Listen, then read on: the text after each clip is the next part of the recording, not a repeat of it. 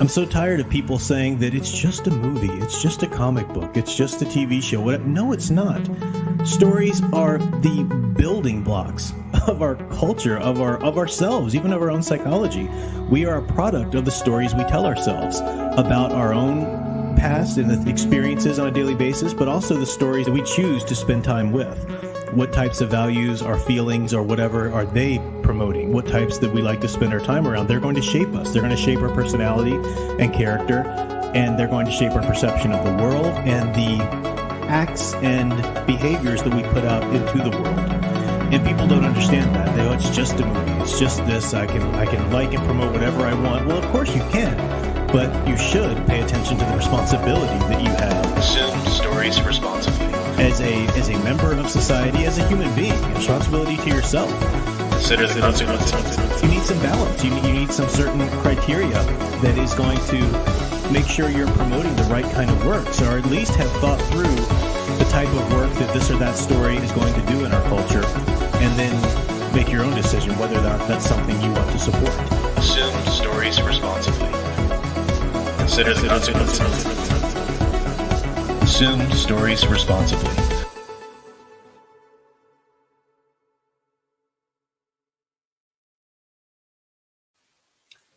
Hello everyone, I'm Professor Geek. Welcome back to the channel.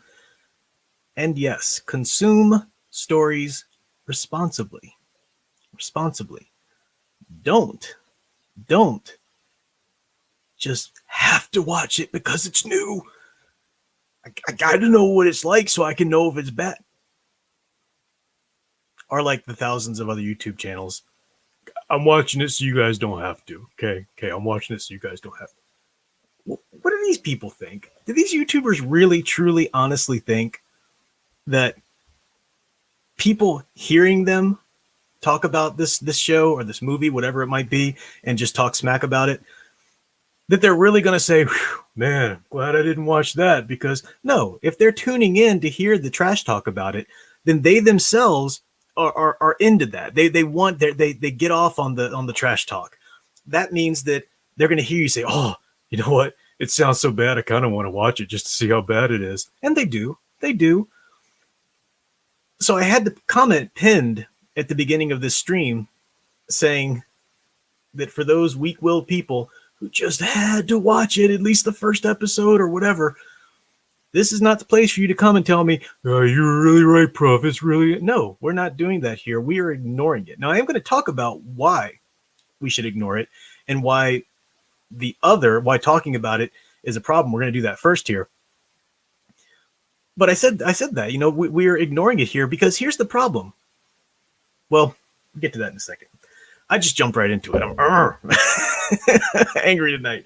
So let me welcome the chat first. So I will tell you again, if you tuned in last night to my book study stream, I'm not exactly sure how this is going to play out. I have my daughter now on Thursdays and Fridays when I didn't used to have her on these nights. She's actually still awake in the other room. I told her, I was like, okay, Daddy's, and she calls being on YouTube the radio. I was like, well, Daddy's going to be on the radio. Okay. And she's like, okay.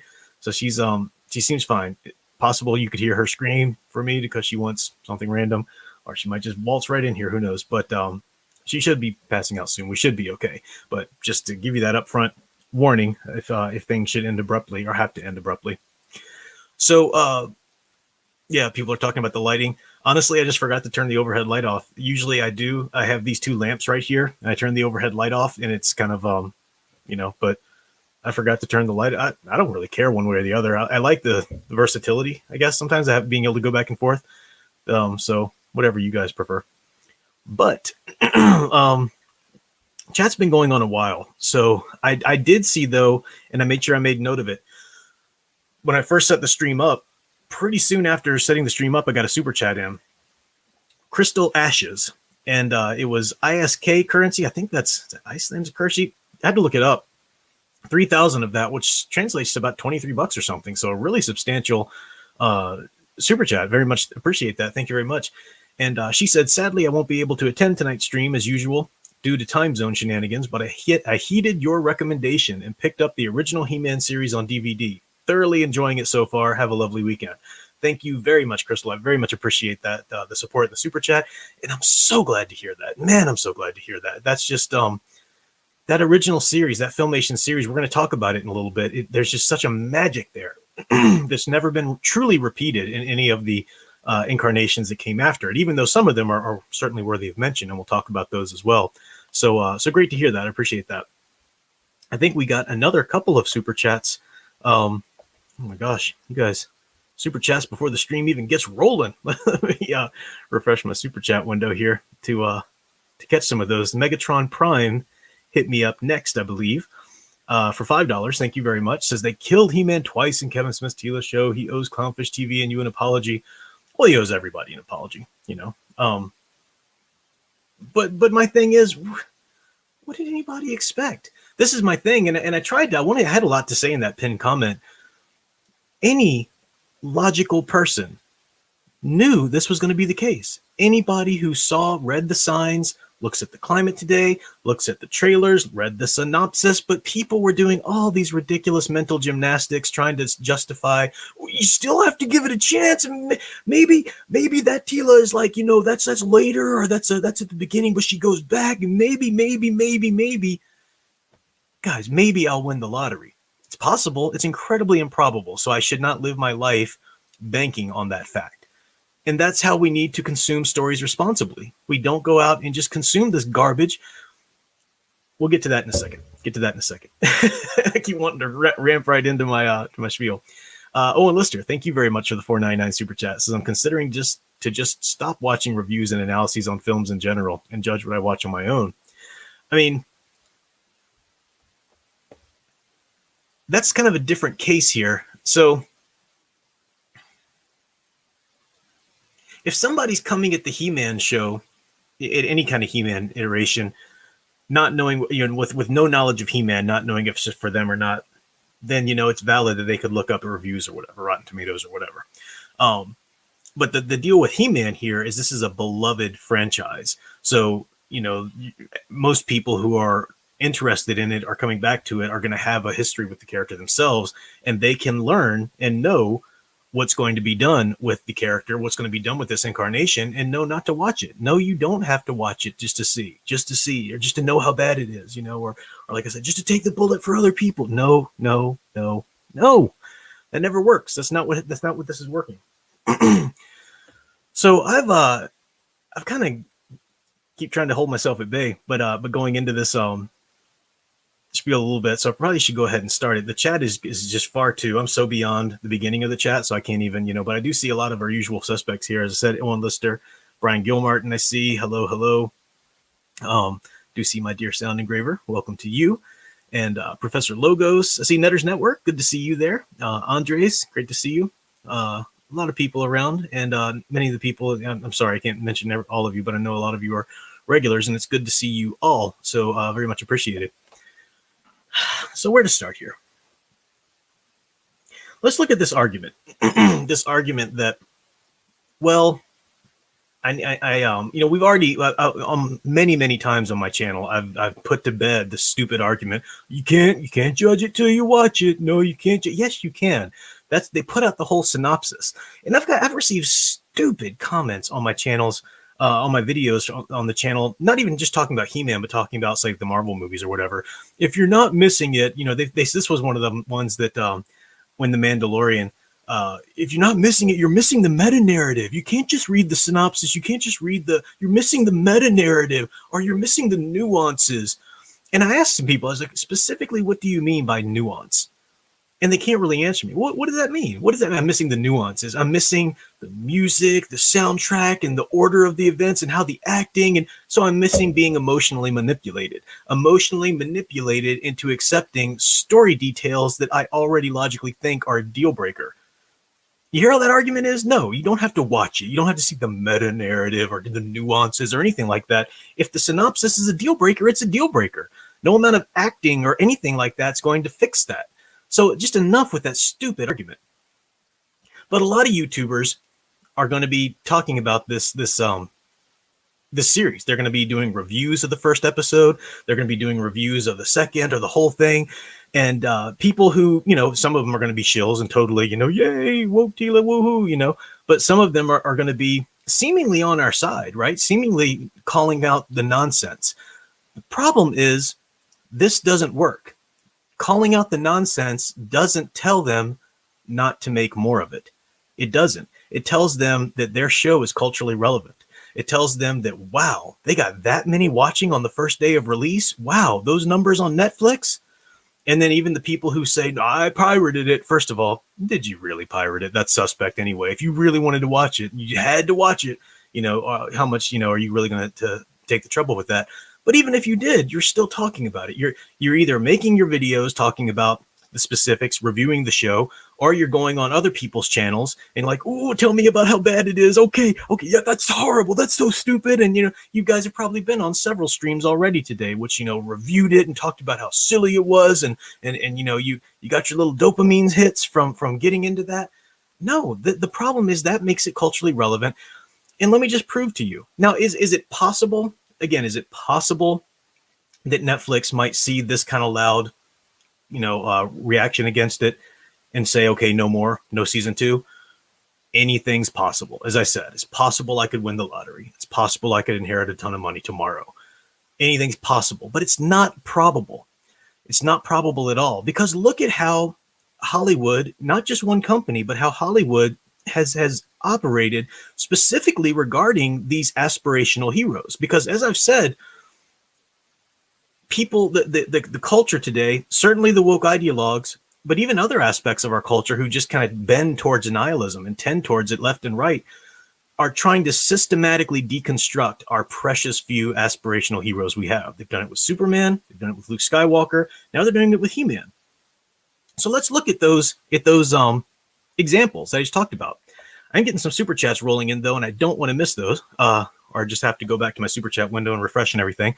So Megatron Prime, thank you very much. $5 says, after your stream, I'm going to watch G1, Transformers, Classic G.I. Joe Season 1, and Classic He-Man. Yes, that's what I like to hear. Awesome. Thank you for telling me that, Megatron Prime. Gives me hope for the world. Don't forget Thundercats, if that's your thing. That's good too. Great to hear. Azrael, 1984, thank you for $5. Azrael. I don't know if you mean like, the demon or something, but all I think is Azrael from Gargamel, Gargamel's cat, which is awesome. That's why I want to see that name. It says, Professor, do you think Chris Wood is a soy boy who isn't the best choice for the voice of Adam He-Man? And if so, do you think he is just a CW yes man? I don't even go that far into this new show to even worry about it. I'm not following it. Maybe all that's true. Maybe everything, you said there's true. I don't know. I guess your comment doesn't really say whether you think that's true or not or whatever. But yeah, I'm sorry. I can't really answer that because I don't even go that far into it. Because like I said, they look for cultural relevance. It's kind of like the old Dan DiDio mentality. It's stupid, right? I agree with you. It's dumb. They should see people unhappy with their product and say, okay, we won't give you any more of that. We'll go do this instead. It's not what they do.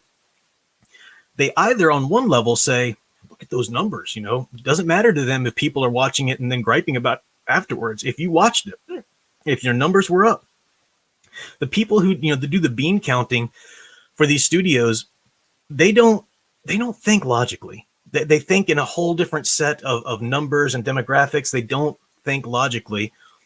So they could just very well see this as a win, big win. Hey, some people are arguing about it. Oh, well, people are talking about it. It's relevant. Let's definitely green light season 2 of that.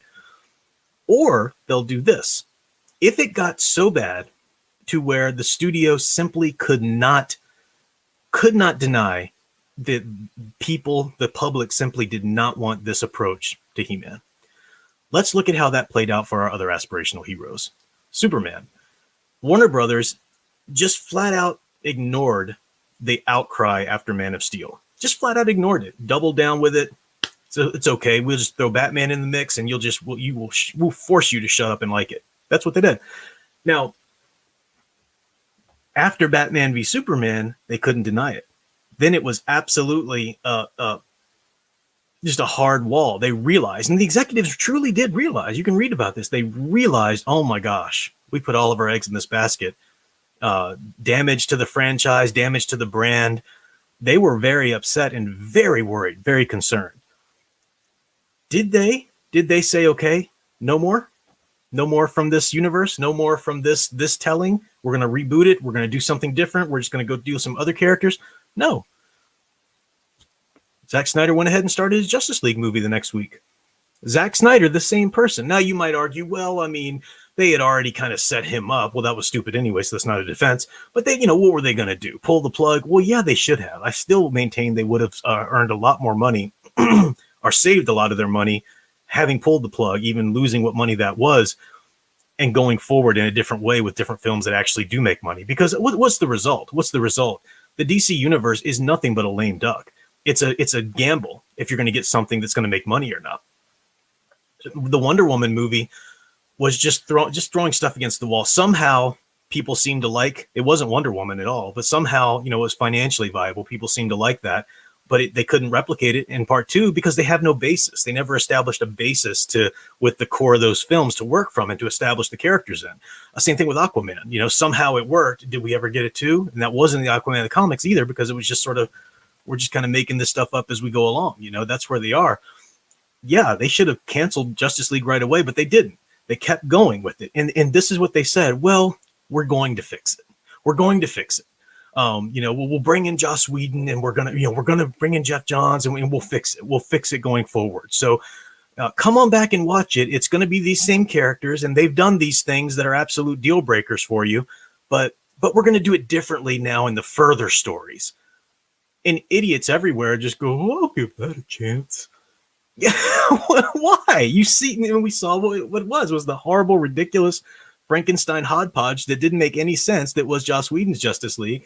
And you still have, simpletons out there who think the Zack Snyder cut, somehow fixed that. No, it didn't. It just showed why you needed a Whedon cut, if you were going to go that far into it anyway. All right, so they didn't, in the Superman case, they didn't say, we need to stop that. We need to stop our plans going forward. They just said, we'll do it differently in the season 2 or the next movie. Luke Skywalker. When Rian Johnson put out Last Jedi, he specifically, purposefully, knowing what he was doing on every level, wanted to utterly take apart and deconstruct your notion of Luke Skywalker as an aspirational hero. He wanted just to completely demolish that in your mind. People were outraged. This is horrible. What are you doing? Did Disney say, all right, we just got to kind of retcon that and pretend that didn't happen, at least make it a dream or whatever? Did they say they're done with these movies? Did they say they were stopping? No, they said, come on back to the third movie. We'll kind of do it differently.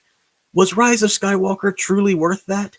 Was Rise of Skywalker? Now, and so this, my argument is, Netflix, all of you who are, flocking to your streams, with the reviews and saying, oh my gosh, that's so stupid, blah, blah, blah, or you're leaving your Rotten Tomatoes bad reviews or whatever. You're telling them it's relevant. You're not telling them not to make any more of it. You're telling them, you got my numbers watching it. You're telling them, greenlit season 2, greenlight it, because I'll be there. I'll be there to watch that too, and then go to the YouTube fat channels and talk about how bad it is. And you're on board. You're on board. You are part of the problem because you're so weak-willed. You just can't not watch it because I just got to know what people are talking about. You don't like He-Man then. You just like being in the know. You like this current nonsense. That's all it is. Imagine if, and I know this is a long shot because you've got Disney, big, huge company, a real reputation on the line. Kathleen Kennedy, who just put every bit of her pride up there with this sequel trilogy.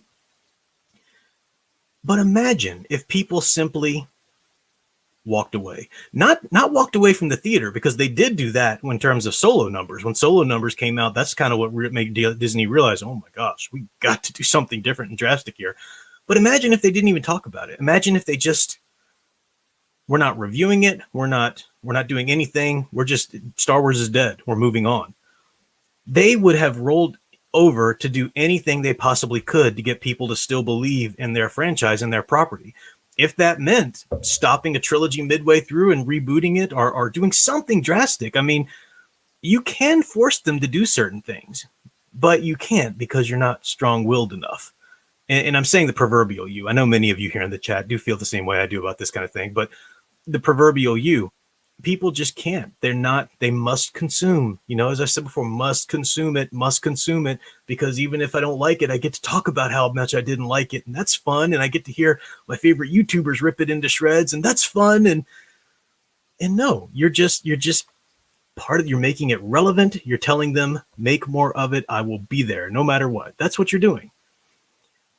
Looks like I've gotten some more super chats here. So I see Alec Purdue, thank you very much for $2. They can't use anything if we don't give it to them. That's true. Yeah, I mean, you're giving them the power. I was talking to Sound Engraver about this the other night, and I've said something about this on my stream before too. I was trying to, even at the time, I was trying to give this message to people and let them know we had so much power. I mean, the ball was in our court 100% after the whole, I'm trying not to say watchwords, because as soon as I do, algorithms trip it and they say, oh, your monetization is limited or whatever. But when that thing happened recently, which made Hollywood kind of shut down and no one could go to the movie theater, I know it's ridiculous, but I have to really avoid these words. When that happened, we had so much control because Hollywood was desperate. Everybody was bleeding money. They were really hurting. They were in dire trouble. All we had to do was say no. As soon as they put out this or that on a streaming service or this or that new tentpole, whatever, all we had to do was say no. You're not giving me what I've been telling you I wanted for so long that I'm just not going to support it. I'm not even going to go look at it out of curiosity. I'm not going to give you my curiosity money. People couldn't help it. People couldn't stand it. They just had to go watch it. They just had to go check it out. They just had to go check out, this or that season or this or that movie that's coming out. And you've lost that power. You lost every bit of that bargaining chips that we had. And it was an amazing amount. We could have really exacted a lot of change, but we're going to see it or else we won't know if we like it or not. This is why it will never change. This is why people keep saying, okay, well, what would do it? What would fix it? Who would you bring in to work on Superman or He-Man? No one. No, Paul Dini himself could not be put in charge of it right now and make it work because the system is not one that'll allow it to work. Even if you had the right people, the system won't allow it. As I've said before, the sickness, the illness, the cancer of ideology is just seeped so far into the industry. Stop it. The best thing in the world that can happen is for them to finally tire themselves out of fandom franchises and go turn their eyes towards something else. That would, and then that doesn't have to happen. People talk about the superhero movie bubble or something. No. There's no bubble. It didn't have to happen at all. But it should happen now because they just can't seem to do it right ever at all. I do have another super chat from Owen Lister. Thank you very much for $4.99. Said time to start a hashtag movement. Hashtag create your own stories. Yeah, as we said, that's part of it. You create your own stories. That's one thing. The other part is to go back and continue to celebrate what we have, celebrate the good stuff that they can never take away with us. And I do not understand. I don't understand. That's what we're going to get to here in a second. Talk about some of these wonderful iterations that we have that we can go back and celebrate. I just don't understand this nonsense argument. Well, I've seen that though. I've got to have something new. We got to have something new. No, you don't. Do you need something new from Shakespeare to celebrate what a master he was? No, you don't. You don't.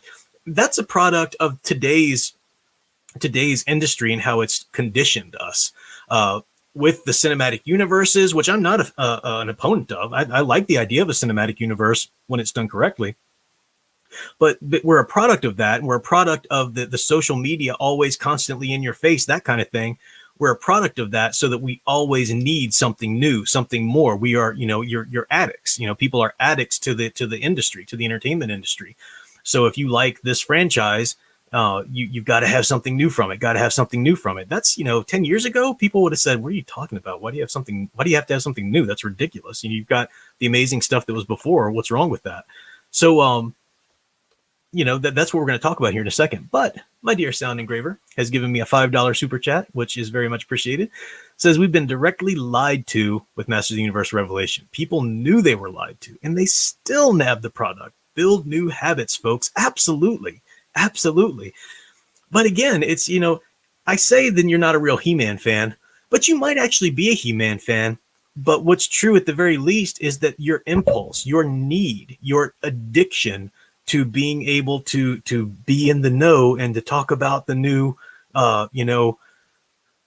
critiques about whatever it is, that's far stronger than your He-Man fandom then. If you just, you would see, it was shocking to me, some of the comments I would get from people. I know what you're saying, Prof, but maybe I'll just watch the first episode. It's just like talking to a wall. You don't know what I'm saying then. You truly don't. Or either you know and you just don't care. It's disgusting. It's absolutely disgusting. So we'll probably come back to some of this. I've been talking about it for a little bit. I feel like there's more I can say about this. It's because we're going to see this. I don't know anybody else who's going to have my take on this, and that's okay. I'm used to being the lone person crying in the wilderness, telling you that the Joker's not the proper take on the Joker. Oh my gosh, how dare. So I'm used to being the only YouTuber who's saying something. But you watch this week, people are going to be releasing reviews, specific reviews. Even people who don't like the approach are going to be doing reviews of episode to episode, or they're going to be talking about the problem of it, and Kevin Smith lied to us and blah blah blah, and they're going to be just making over it, and which is only going to be driving up the numbers for it on Netflix, and is only going to be driving up the hashtag and the mentions that the series gets in Twitter. Like I said, the bean counters here, they don't think logically. They're not in the know. They just see that show made an incredible buzz. Hey, we ought to greenlit a season 2. If we get that kind of recognition and free press, about this show, we got to keep it going, right? That's all they think. That's what they're doing. So yeah, I like the way you say that, Sound Engraver. Form new habits. Exactly. So let's talk about the good stuff. Let's talk about the good stuff that we have that was perfect. You don't need anything else, anything new anymore. The Filmation He-Man. Now, I know this was not the first incarnation of He-Man stories. I get that. And some people are just really big mini comic fans. That's what they like. That universe that was established, which was a little bit more kind of a savage sword and sorcery world, or hey, that's fine if that's your thing. But for me, and I would argue that more accurately culturally on a whole, just the mini comics He-Man didn't have the effect that blossomed once Filmation started making the series. So I want to talk about the Filmation cartoon, the Filmation series, and what was so magical about it, why it resonated so much, and why it still resonates so much. You do have to go back to the creation of the character of the toys in the beginning, because some of that appeal does remain even into the TV show. But it bothers me when I hear people, the cartoon was just to sell toys. It was a 30-minute toy commercial. No, you get over it. You're wrong. You're just flat out wrong. Yes, the idea was to sell toys, of course. But they didn't just bring in writers who just kind of, ridiculously made up whatever, they didn't care about anything. No, they really actually crafted something that was special. So from the action figures to begin with, there is that appeal, that visceral appeal to boys, young boys. And that's always remained in people like me who still like it, to the young boy in all of us. You think about action figures at the time. Before that, you had, for boys, maybe G.I. Joe or Stretch Armstrong. Girls had the Barbies. They had the toys, the accessories, and all that stuff. You did have Star Wars. Which is great, and action figures took off. But physically, they were very small. They were very kind of rectangular. You couldn't help but to feel powerful as a young boy playing with the He-Man action figures. And I know, because I was one. I was born in 1979. I was prime age for He-Man when it came out, the action figures. You held a He-Man action figure. This is this huge, muscular, character. You felt powerful. I remember my cousin was really, really into Star Wars action figures. And I would go over there and pick up his action figures. Like, what is this little thing? No disrespect on the story or the characters, I love that. But I was just like, what is... We're gonna play, okay, play with this little thing, I was used to He-Man and the big castle and the, you couldn't help but to feel powerful. So it was something that was, you had the power, right? I have the power. You have the power. Little boys finally had something that was their own. That was their own in a culture that was marketing a lot, to females or to more adults or whatever. This was for kids. Kids had the power, and they kept that with the Filmation. But Filmation, when they agreed to do the cartoon, they said, okay, only if we can do our own take on it. We don't want to translate the mini comics. They wanted to do their own take, and that's because they knew. If you caught my recent videos, I talked in a couple of videos ago about Filmation did the New Adventures of Superman. So they've done actual Superman cartoons, which actually kind of saved their company, the popularity of it. And there's a whole big history of that. So they knew how to do this kind of Superman, like take on a character. They weren't just, copying somebody else. They'd done the Superman take, and they looked at He-Man, and they looked at the sword and sorcery universe that it was. And they looked at things that had gone on before, like, I'm blanking at Black Star. I know Thundar the Barbarian, but I'm forgetting is it Black Star? That doesn't sound right for some reason right now. But anyway, they've done some things like this before, which is, the world of Thundar the Barbarian, a world of super science and sorcery, and stuff like that. So they took that kind of feel, but they took that He-Man, Superman aspirational construct and put it over there, and it worked beautifully. What we resulted in was not a Superman knockoff, but a character like He-Man, who was the little sort of little boy fantasy of being able to say some magic words and becoming, super powerful. Brave Star, thank you. I knew Dark Star wasn't right. Brave Star. That there's that little bit of that fantasy there, but they also made the character of He-Man the kind of person that you would want to be, you would look up to be. Now, they did have in their recent memories, I talk about in my recent video, the Superman, they had some censorship problems with their Superman cartoon because he was punching bad guys and blah, blah, blah. So they had, in the 80s, they had, these firms and everything on their backs with these shows, which is why they brought in the psychologists, and they would do the little morals at the end, which I think are great. Because what they did, they realized that you don't have to, a Superman or a He-Man doesn't have to beat somebody to a pulp. People were, that was one of the most ridiculous, for all the genuine critiques that Superman Returns deserved. The whole notion that you never hit anybody, that's stupid. That's a dumb critique. That's a critique that doesn't understand Superman. That's not your go-to move as an aspirational hero. That's your last resort. So He-Man would do things like, rather than beat somebody, he would pick up one of the villains, pick up Beastman and throw him into the swamp or something like that. That kind of thing. But he showed children growing up that there's ways to solve your problems that aren't violent. It's definitely always a right thing to do, to stand up to bullies, to stand up to bad guys, to protect the innocent. These are things that if you want to have the power, if you want to grow into the masculinity that's innate within you, then that's what you do. You protect. You don't bully. You don't go default to violence, but you protect. You stand up for it and you protect. That was great. They also did have the perfect mixture in that series of the science and the magic. So you had Man-at-Arms as the inventor who created all of these amazing, contraptions, and that was just science. But you also had the sorceress, and there was never any conflict between the two. They all worked together just perfectly well. You also had the aesthetic of it. The aesthetic was beautiful. The color palette and everything really was evocative of kind of atomic punk almost. It was a bit of a different thing. It was I forget whatever the 80s punk thing, nuclear punk, or what do they call that in the 80s? Anyway, it's like before cyberpunk, but this other kind of thing. Anyway, it was like you drew a lot from atomic punk, that era. The view of the alien planets, the view of Eternia itself, the shape of the trees. I mean, you looked at Eternia and you knew you were on an alien planet. This was not Earth. The colors and the shapes of nature and everything like that told you that. But you had these humans, and then the wonderful bit of Queen Marlena, of course, coming from Earth and stuff like that. That was great. The Filmation He-Man is just, what else? What more could you want? Now I do throw in with that the comics, because there were a lot of comics that were either directly a part of that Filmation universe, or at least very much inspired by it, and were written to be within that spirit in that universe.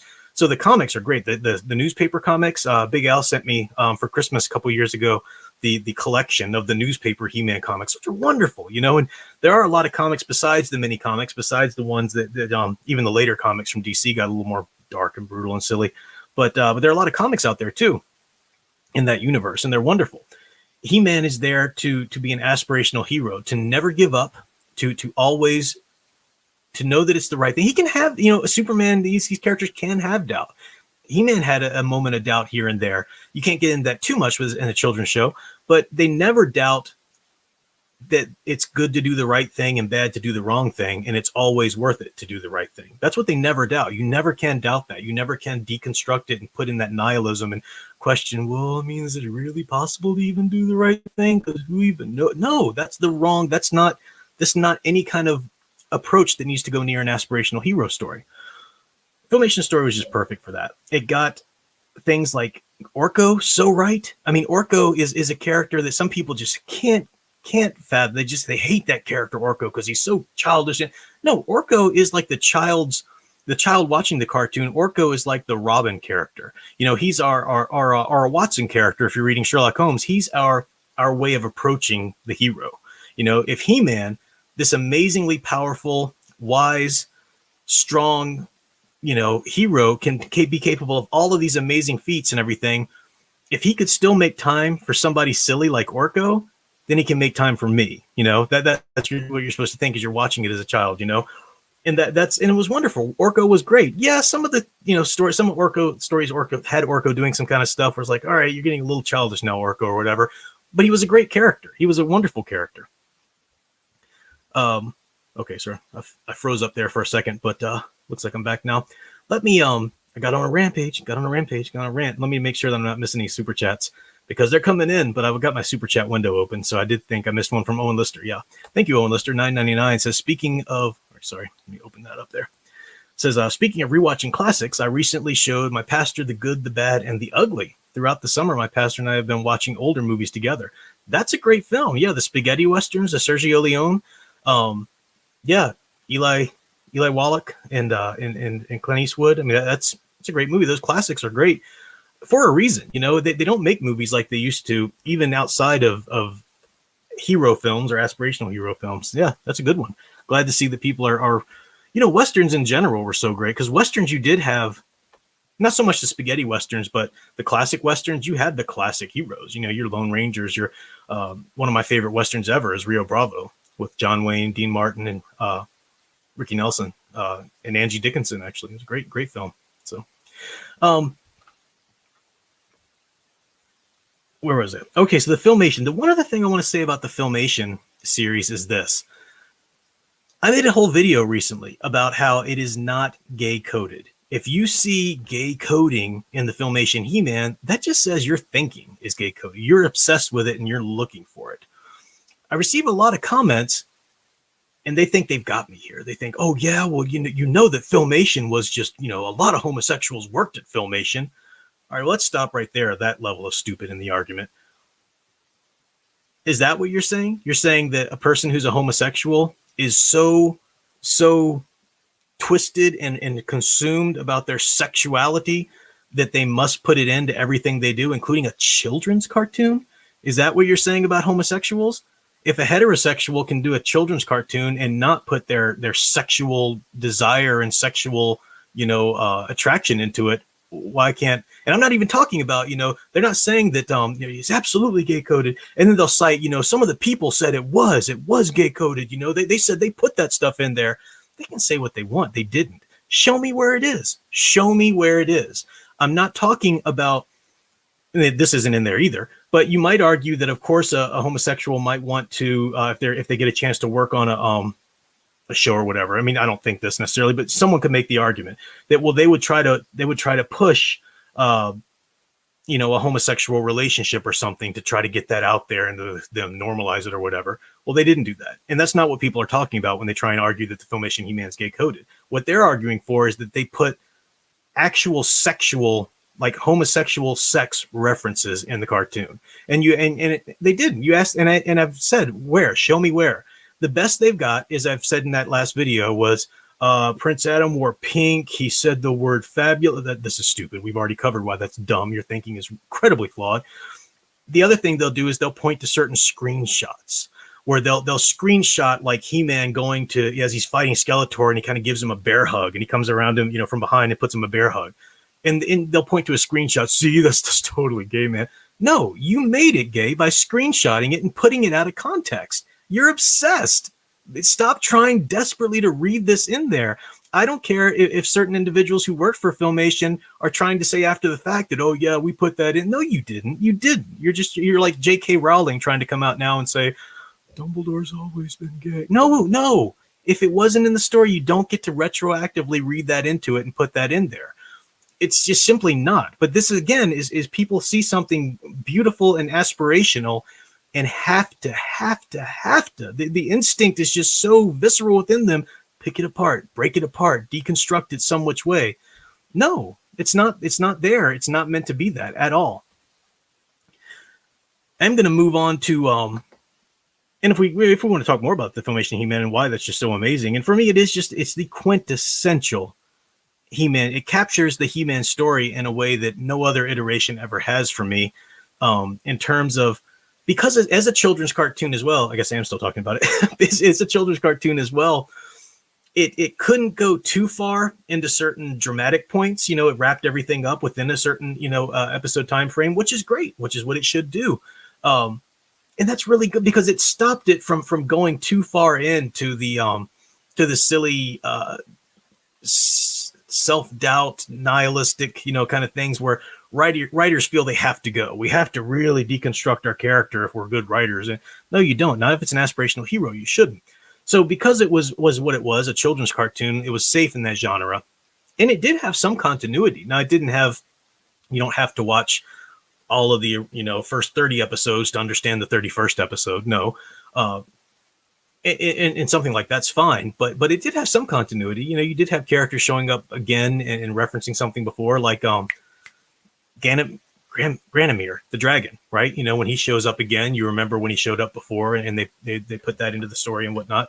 So yeah, I mean, it's wonderful. Now, part of what will tell you how much I like the Filmation is moving to the 2002 reboot, which is you're not going to hear me trash talk that. It points for remaining true to the aspirational hero story that is in He-Man.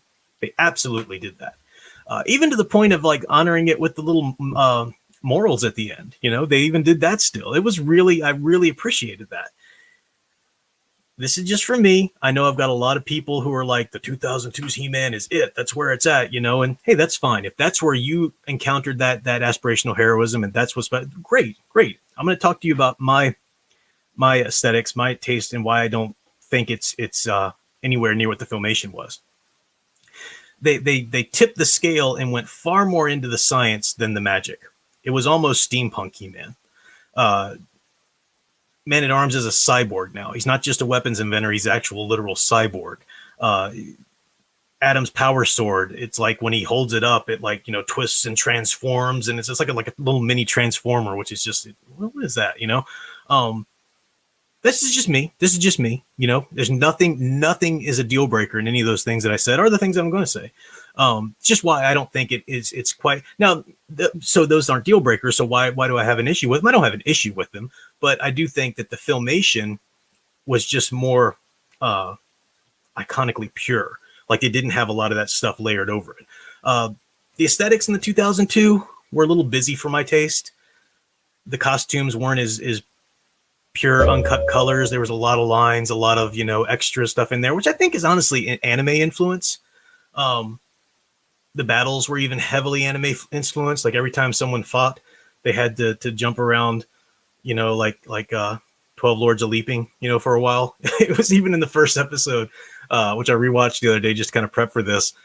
Skeletor is fighting King Randor, and they're about to sword fight, and Skeletor jumps up in the air and flips around. It's like, haha, what do you think of my jumps? And Randor's like, I can do it too. And he jumps up and flips around. It's like, guys, you gonna clash swords here at any point? You gonna fight? I mean, it's just, it's that anime aesthetic where somebody jumps in the air and the lions are behind them while they, which again, nothing wrong, not a deal breaker. It's just not, it's adding another layer for me anyway, that doesn't let me get to that iconically pure heroism and story that was in the Filmation.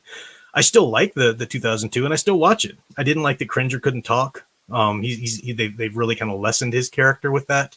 Now, I haven't seen all the way to the end of the series, so if something changes in the very end of the series, I will eventually, because I do like it. I love that they really truly do tap into the real aspirational heroism of He-Man. But there's a little more drama. There's a little more of the masters themselves, kind of doubting each other or having some, they get a little bit more into the drama, which again, not a deal breaker, but just, I do love the fact that they kept Skeletor's henchmen and the kind of the funny bickering they would have with each other. They kept that, which is great. They kept Orko being still very childlike, that he wasn't like, dark, mysterious Orko, or anything, that I like that. That was good, so, it did a lot of things well. But that's another place you can go to. If you're just someone who, you were born a little later, the aesthetic of the Filmation He-Man just isn't for you for whatever reason, then yeah, if that 2002 He-Man appeals to you, man, go eat it up, because it's absolutely aspirational heroism, 100%. The other thing I had on the thumbnail was the New Adventures of He-Man, which I say on the thumbnail, even this isn't meant to be like, oh, it's not a very good show, but even that's better. No. I actually really enjoy the New Adventures of He-Man, but I say even this because it's really not. It's very much an Elseworld. It's very much like another alternate universe take, which is fine. If you kind of admit that up front. And the New Adventures of He-Man did, because the very premise of it was that he's taken into the future and Skeletor's taken into the future. It was like Samurai Jack before Samurai Jack, following into the future to fight his villain or whatever. The character designs aren't quite, it's a very different style, just a very different style. There's nothing wrong with it. I do enjoy it for what it is, but it doesn't give me the spirit of the Filmation series. It does still maintain aspirational heroism, though. I do appreciate that. And all of these, I might say, I have links to the where you can buy the DVDs, down in the description, but you can watch them all for free on YouTube. I mean, I don't know why Mattel's still doing this, but they do allow these episodes for free. Just about all of them, I think, episode to episode are available to watch for free. And I would love to see those numbers skyrocket past Netflix's numbers. That's what I would really like to see. That'd be amazing. The last thing I'll mention is something I've talked about before. We even did a rewatch on my channel of the Masters of the Universe film that they did in the 80s, which is kind of famous for its, as much as for it not being the He-Man cartoon, as it is for it just being a really cool movie itself and having a cult following. I've said in the past that the Masters of the Universe film is a horrible adaptation of He-Man, but a really cool sword and sorcery film. Now, and I do mean that, but thinking about it, I kind of maybe want to back off of that a little bit and say it's not a horrible adaptation. What I mean when I say it's horrible adaptation is you're not going to see anything like a recognizable Eternia, or even the structures and the world and the relationships outside of Man-at-Arms is still Teela's father. That's about it. But you do see Dolph Lundgren played an amazing He-Man, and you do see him being he's the iconic aspirational hero, 100%. They did away with the whole Prince Adam alter ego. He's just He-Man, but he is 100% aspirational, and I love that about him. Love that about watching it. So I do accept that as like another Elseworlds He-Man, like the New Adventures of He-Man. Frank Langella, nobody else can play Skeletor live action except for Frank Langella. It was just amazing, his deal. But I didn't like a lot of things they did with other characters. But again, Beastman was great though. Beastman freaked the snot out of me as a kid, because I would always watch Beastman in a cartoon form, and I never really thought about it as a child how terrifying Beastman would be if you saw him as a live action creature. I mean, he's like a big werewolf basically. I mean, he's terrifying. And that in that movie, oh my gosh, there's that one scene where I forget the character's name, the young guy who's the musician, Courtney Cox's boyfriend in it. They have him, they've got that collar, that suggestion collar or whatever around. So he's kind of, immobilized there. And Beastman's like right up in his face growling. I was like peeing my pants watching that as a kid. I was like, oh my gosh, get me away from that guy. He was terrifying. But not that it's a horror film or anything, as that was my reaction as a child watching it. But that's another great one. Watch that. That's for free. That's available for free, I think, still on any streaming service. I think because the rights are just out there. Like, I don't know if it's public domain or whatever. But when I did the rewatch of it, I was telling people just go to Amazon. You can watch it for free, whether or not you have a Prime account or not, or anything like that. So Yeah, that's another one I would say go to. I did get a super chat here. Oh, and Lister 499, thank you very much. Says, I know I'm going to be the oddest one out on this, but I like the New Adventures of He-Man more than Filmations. Don't hate me. Do you mean the New Adventures of He-Man, the one in space, the future one, or the 2002 one? Either way, I don't think you're the odd man out. Like I said, for people who are a little younger and for whatever reason, the aesthetic of the Filmation just doesn't quite do it for them. Hey, I'm speaking from taste at that point. That's why I wanted to preface what I was saying about the 2002 is that none of these are deal breakers. Little my issues with it. They were just my taste, my sense of aesthetics. I also didn't like the look of Eternia. Eternia didn't look like an alien planet anymore. It looked like it could be Earth. It could be somewhere on Earth, lots of green, subdued greens and browns, which didn't make it look like as fun of a place to be.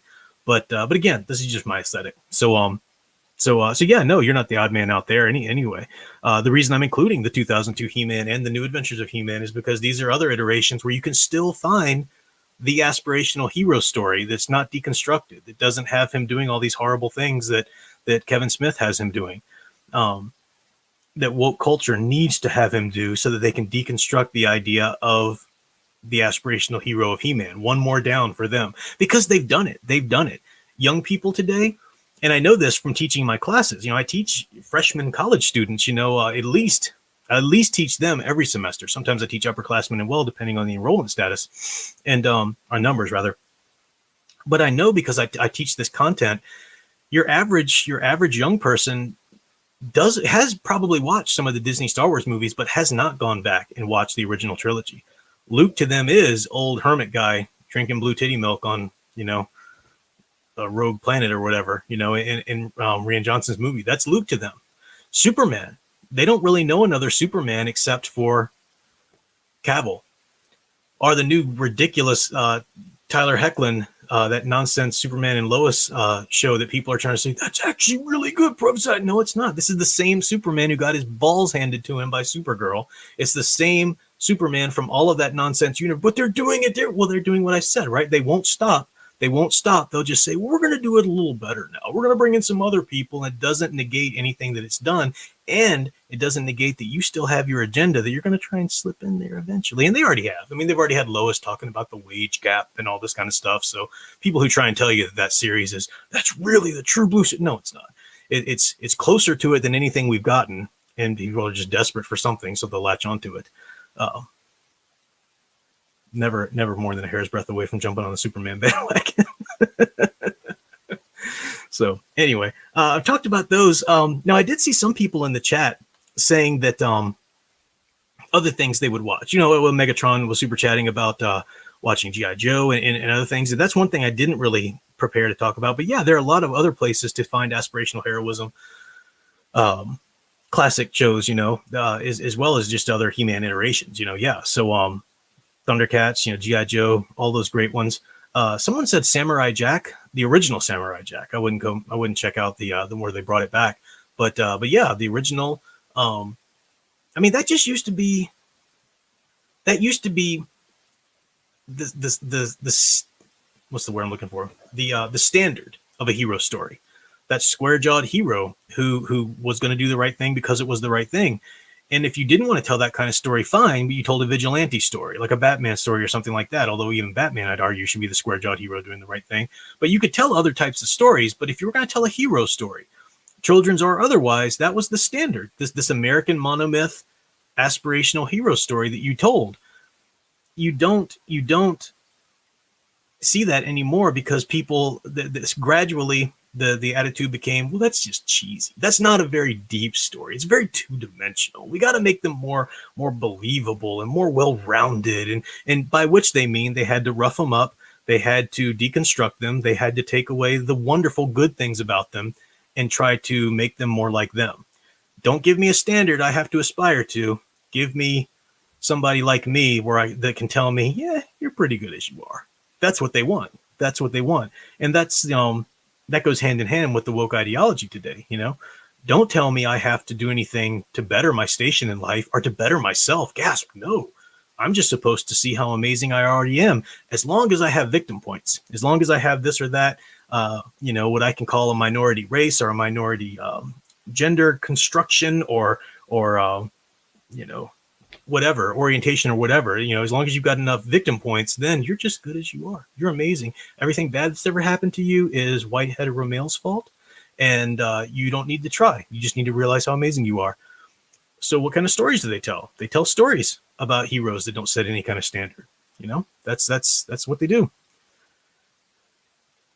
So I'm just about at my hour mark, which is pretty much all I've got in me for these Friday night streams.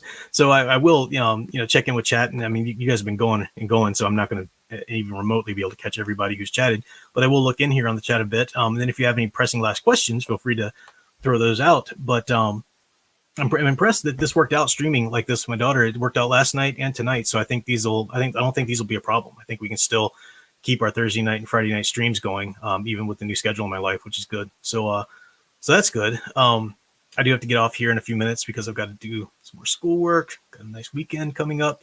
Got to make sure I get everything done. Got to finish cleaning up the place too because Sound Engraver's coming to visit. Got to make sure she has a nice clean Professor Geek Batcave / Fortress of Solitude to encounter.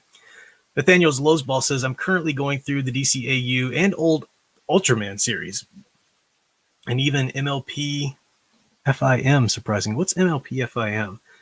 I'm really bad with acronyms, so even really obvious ones I won't get unless you spell it out.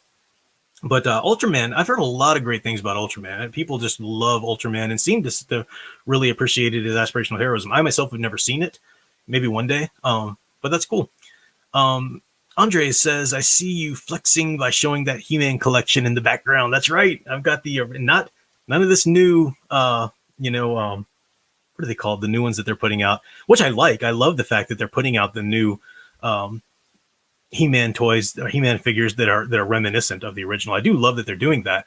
But if I'm going to buy it, if I'm going to collect it, I'm trying to put my money into getting the original ones I played with as a child, which, like an idiot, I never kept. But yeah, I've got He-Man, Prince Adam, Ram Man, Evil-Lyn, Man-at-Arms. What do I got back there?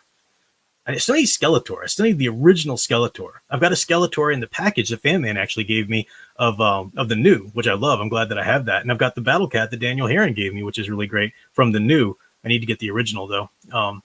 So yeah, flexing. I'm really proud of that collection. Takes me back. You even see the original retro Lion-O and Panthro up there on top of them. So yeah. What else is going on here?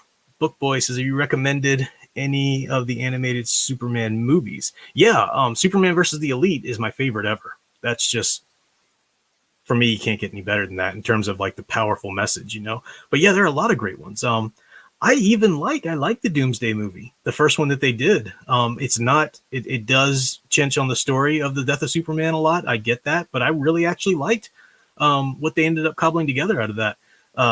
Batman, Superman, Public Enemies. I was there with Big Al and Fan Man when they were doing a rewatch of that on his channel a while ago. That's a great one too, What are some of the other ones? After Doomsday, Superman, well, other than Superman versus the Elite, he didn't really get any by himself. I do not like The Man of Tomorrow, that recent one.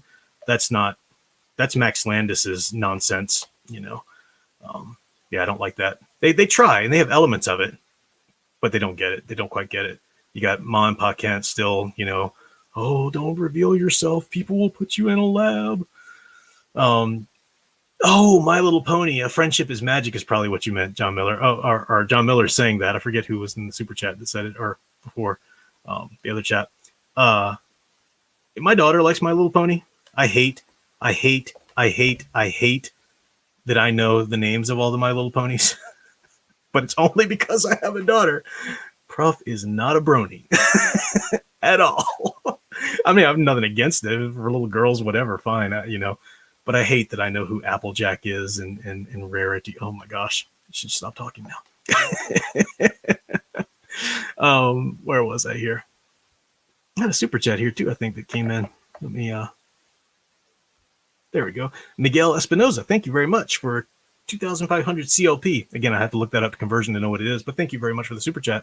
Says, I have to go, but I'll watch the archive. See you, Prof. Have a great weekend, y'all. Thank you very much. Appreciate you hanging out. And like I said, I'm about to go here in a second too. I'm just catching up with chat here as we move along. Brian Gilmartin says, if you're still doing inspiration of heroes, I'd be willing to throw my hat in the pile. Yeah, I that's still a thing. I know I haven't done them in a while.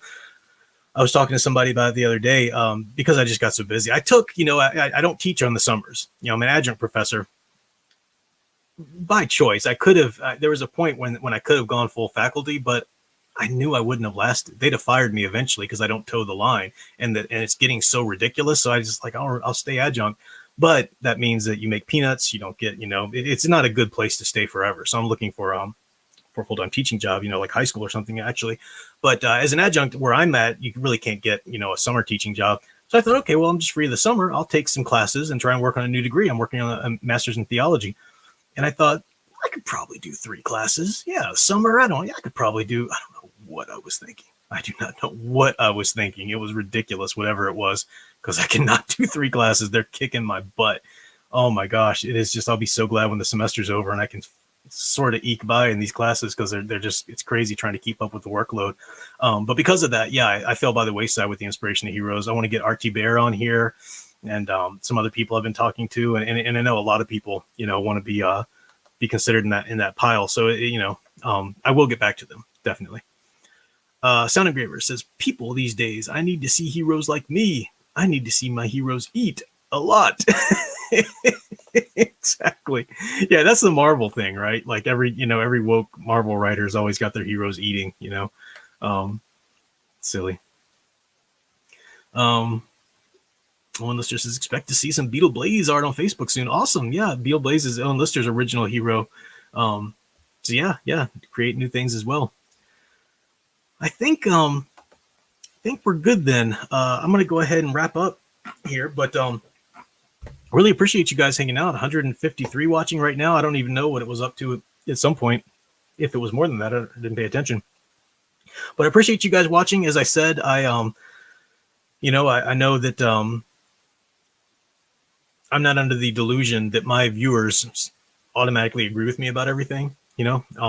Some channels seem to be, or either people seem to think that because they like a YouTuber, that YouTuber has to agree with them, or like, oh my gosh, they said something I don't agree with. I'm going to say something you don't agree with. You stick around long enough. But I appreciate the viewers hanging out anyway, who just appreciate my take on things, whether or not they take it to heart or not, or whatever. But I do think, I don't know if I'm going to be the only one or not, but we just need to ignore Revelation. I think the social media fest in protest of it is just feet playing into their favor, honestly. So that's me, lone voice in the wilderness, talking about that. All right, I'm gonna go try to recharge and get some work done and everything. But thank you guys for hanging out. I very much appreciate it. And I do encourage you, like I said, to go watch any of these ones that I've talked about. If you don't think the Filmation's for you, okay, check out the 2002, check out, other iterations, because the name of He-Man should still be out there. We need to try to preserve that in culture so it doesn't go the way of Superman or Batman or Luke Skywalker, to where our next younger generations, that's all they know about it. No one talks about it, about the true original, what it was. So we do need to preserve that. And one way to do that is to go back and watch the originals, keep them relevant, keep them in the social consciousness. That's what we need to be talking about. So thanks for watching, guys. I really appreciate it. Appreciate the super chats. Appreciate just the engagement, people watching, clicking thumbs up or subscribing anyway. You guys are awesome. I'll definitely cut some segments out of this live stream and release them as videos. So they'll kind of become more bite-sized. You can hear it again if you missed something or reminded of something or whatever. But that's all for now. Thanks for watching. I'll be back for more. And until next time, keep enjoying and digging deeper into the truly iconic hero stories you love.